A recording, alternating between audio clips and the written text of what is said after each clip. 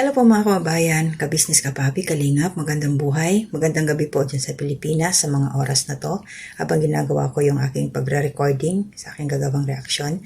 Dito po yung patungkol doon sa pagkikita na po nila Pinuno Kabisnes, si Bong, at saka si Jinky. Naabutan po ito nila doon sa bahay ng tita ni Jinky. Pero bago ang lahat, to my new subscribers, welcome. Salamat po sa pagpasok, sa pagsuporta ninyo. Thumbs up po, salamat. Mga nagla-like, nagko-comment, nag-share, nandyan sa comment section. Salamat po at sa hindi ninyo pag-skip ng ads, thank you rin po. Marami yung nanonood sa akin na hindi pa ako sila nakasubscribe. Sila po yung napakadami. Nakakalimutan nyo po siguro na pindutin yung subscribe button. Remind ko lang po. Kasi nandiyan na ako kayo eh. Nakikita ko na po yung percentage kung ilan. Kayo po yung lamang na nanonood sa akin. Kaya please, bago po kayo mag-exit, after nyo mapanood ang aking reaction, click na lang po yung subscribe button. Supportan nyo po sa akin. At makakatulong din po ako sa Kabisnes Official at saka sa Kalingap once na meron na akong makuhang revenue, mag-share po tayo sa kanila para sa kanilang pagbira, sa kanilang pagtulong sa labas. Ating mga kababayan, nahigit na mga nangangailangan. So ito na ho ngayon. Tuloy-tuloy ang pag-upload nila Pinuno Kabisnes. Ang ibig kong sabihin po isunod-sunod na mga oras. Ito po yung time na nabanggit ni Pinuno Kabisnes na nag-contact sa kanila si Jinky na sinabi nandun si Bong sa bahay nung tita ni Jinky. Kaya pinuntahan nila ito at sa hindi inaasahan, papunta sila roon sa area nila Jinky. May napansin sila, si Ate Ninette. Naghaba-haba ang liig, yun din pala, naghahanap-hanap din siya kay Bong. Baka sakali makita din niya at meron siyang bit-bit na pagkain. Kaya shoutout sa iyo Ate Ninette, yung talagang tunay na malasakit mo kay Bong nandyan. Hindi ka rin nagpapabaya bilang matagal mo nang kakilala si Bong. Kaya shoutout Huwag mo lang pansinin lahat yung mga nababasa mong komento, yung kung anong sinasabi ng kapitbahay natin sa'yo na nanggagalaiti rin. Huwag na lang pansinin Ang mahalaga, ayan, okay na si Bong. Nakita na natin. At alam ko, hindi ko pa napapanood yung video ngayon na huli nila Pinuno Kabisnes patungkol dito sa kung lumabas na ba sila doon sa area nila Jinky na nakasama na si Bong. So ito ngayon, karating na sila doon sa loob. Si Ate Ninette, iniwan muna sa sasakyan para makapag-focus nga ito si Pinuno Kabisnes sa kanyang pakay, paano kakausapin ito si Bong. Kasi yun po yung first time na magtatagpo sila muli simula nung January 31 na umalis si Bong. Before, kasi New Year wala si Bong doon sa kanila, umalis na. So yun, kaya kailangan kumbaga heart to heart talk. So inabutan ni Pinuno Kabisnes si Intoy, ang cameraman, shoutout Intoy. Andun sila, magharap si Jinky at saka si Bong. Bungad agad ni Bong, nagsorry siya kay Pinuno Kabisnes patungkol dun sa nangyari. Alam naman natin patungkol dun sa pagbibiro niya kay Budang. So, close naman na yun, wala namang problema. Dahil joke-joke lang yun. At ito, syempre, usapang masinsinan. Try ko pong mamaya maglagay ng kahit konting clip lang sa kanila naging conversation at panoorin niyo po ang kabuuan doon sa video po ni Pinuno Kabisnes para masuportahan din po natin siya at huwag po tayo mag-skip ng ads, please.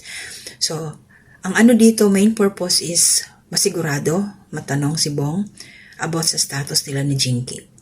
At ayun, sabi nga ni Bong, sila pa rin. Si Jinky ang gusto niya makasama habang buhay at kung maaari gusto niya talagang na makasal na sila.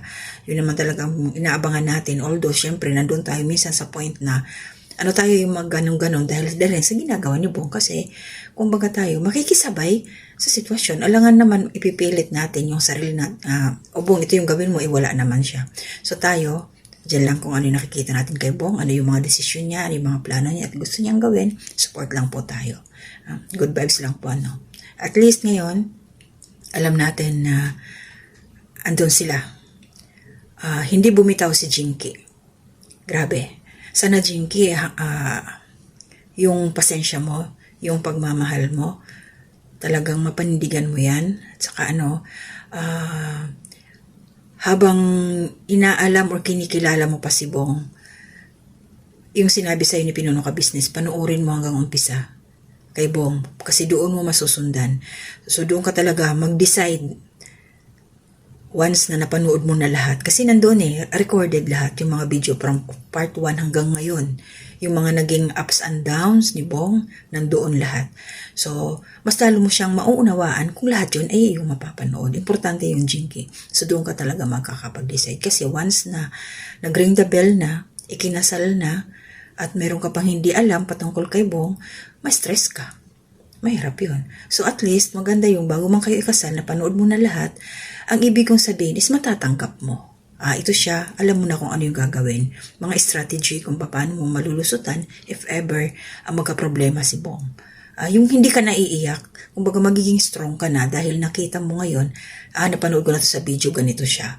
So makakakuha ka ng idea sa mga ginawang galawan ni Pinuno Ka Business kung paano niya ihinandle si Bong. Si Mrs. Ka Business, kung paano din nila inunawa si Bong buong kagwangs. Yan, kasi yan ang pamilya dyan sa loob ng Ka-Business family. So, ikaw nandyan na magiging katuwang ka nila Pinuno Ka Business, ni Mrs. Ka Business sa pag-alalay kay Bong, sa pagbibigay ng panibagong libro o chapter sa buhay ni Bong. Yun Ikaw na yung panibagong chapter niya kung sakasakaling matutuloy, magkakaroon nga ng kasalan. So, aralin mo muna, kilalanin mo siyang mabuti para wala kang pagsisihan. Kung sakali man, dumating sa punto na nagka-problema kayo ni Bong, hindi ka na masyado masasaktan. Hindi kayo mauuwi sa hiwalay, yung ganun, mag-aaway kayo, hindi kayo mauuwi sa ganun kasi alam mo na ang mga pangyayari sa buhay niya. So, ikaw ang magdadala. Wala kang maki-question sa kabaitan ni Bong, mabait sa mabait. Kaya lang mahina siya, madali siyang bumigay sa problema. Kaya ikaw ang magbibit-bit sa kanya. Ikaw yun talaga, Jinky, sa totoo lang. Kahit pumikit pa tayo, ikaw. Pagdating sa financial, hindi ko repot si Bong pagmahal niya. Pag gusto niya, magbibigay siya. Kaya masasabi ko, pagdating sa ganyang, Jinky, hindi ka magkakaproblema kay Bong. Kasi siya baliwala sa kanya yung pera Sa totoo lang, baliwala sa kanya. Basta alam niya kung saan ginagamit, saan mapupunta. Ang kakuriputan lang niya, ang isipong kasi ang napansin ko sa kanya, pag magbigay siya, galing sa kanyang puso. Ayan, kung nagtitreat siya sa mga kagwang, pag itranit siya, kumbaga nagpe-payback siya. Marunong siyang tumingin. Marunong siyang lumingon kung sino yung mga taong tumulong sa kanya. Kaya ayan, nagpapasalamat ako dahil nag-pinky promise sila ni Pinuno Ka Business. Sana nga hindi na maulit. Kasi klinaro naman ni Pinuno Ka Business, okay yung nangyari ngayon. Pagbibigyan siya kasi nga ang rason, hindi naman siya umalis para magbisyo. Yun ang hindi naman rason yun. So, kung sakaling maulit muli ang gagawin ni Bong, wala na yung ginawa niya ngayong mga dahilan kung ano-ano, hindi na valid yun. So, diretso na kung ano yung napag-usapan, kung ano yung napagdarmahan. So, kaya Bong, last chance. Another last chance yan. Pero at least nilinaw. Ano yun pagsubok din para kay Jinky yung nangyari. Yung time na yon kung paano niya hawakan. Sa totoo lang kung ako, give up kay Bong, so what, diba? Ganun yun Iniwanan mo ako ng ganun-ganun na lang. Kabago-bago lang, sinagot na kita, tapos iiwanan mo ako. Pero hindi tayo si Jinky. Iba siya iba ako. Iba-iba tayo, nandiyan sa comment section mga nagko-comment. At ito pa pahabol, pasintabi po doon sa mga nagko-comment na baka daw si Boogie may gusto kay Jinky. Lalo na nung pumunta doon ito sa kila Ate Linda. Dahil pinag-uusapan yung kabilang barangay. Wag ko natin anuhin si Boogie kasi nagmamalasakit po siya kay Bong. Kasama nila yan parang kapatid na nila yan.